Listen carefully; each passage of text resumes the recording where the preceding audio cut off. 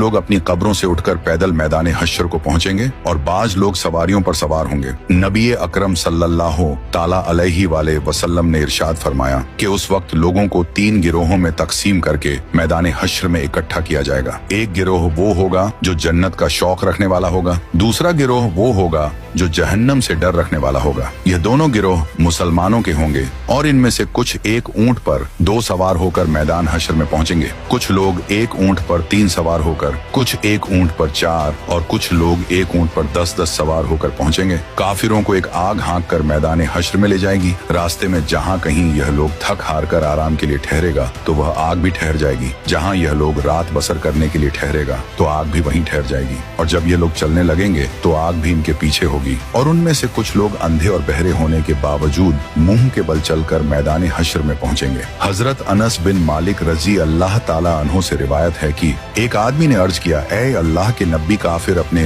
मुंह के बल कैसे चलाया जाएगा? तो हुजूर अलसलातो सलाम ने इरशाद फरमाया, वह जात जो 2 पांव पर चला सकती है, क्या वह इस बात पर कादिर नहीं कि कयामत के रोज उसे मुंह के बल चला दे? और कुछ लोगों को तो फरिश्ते मुंह के बल घसीट कर मैदान हश्र में लाएंगे और इस तरह अल्लाह तबारक व ताला मैदान हश्र में इस तरह सारी मखलूक को इकट्ठा करेगा कि एक फर्द भी बाकी नहीं बचेगा। और एक रिवायत के मुताबिक शाम का इलाका मैदान हश्र होगा, जबकि दूसरी रिवायत के मुताबिक मैदान अरफात ही मैदान हश्र होगा। मैदान हश्र के जमीनो आसमान हमारे मौजूदा जमीनो आसमान के अलावा नए तखक शुदा जमीनो आसमान होंगे। नई जमीन हर तरह के फितनो फज और जुल्म से पाक होगी और उस दिन जमीन अल्लाह रब्बुल इज्जत के नूर से चमक रही होगी। लोग चमकदार खाकिस्तरी रंग की साफ सुथरी जमीन पर इकट्ठे किए जाएंगे जिस पर कोई नशे अबो फराज नहीं होगा। दूसरे लफ्जों में जमीन एक साफ और शफाक चटेल सफेद मैदान की तरह होगी जिस पर कोई खून नहीं बहाया गया होगा और जिस पर कोई गुनाह भी नहीं किया गया होगा।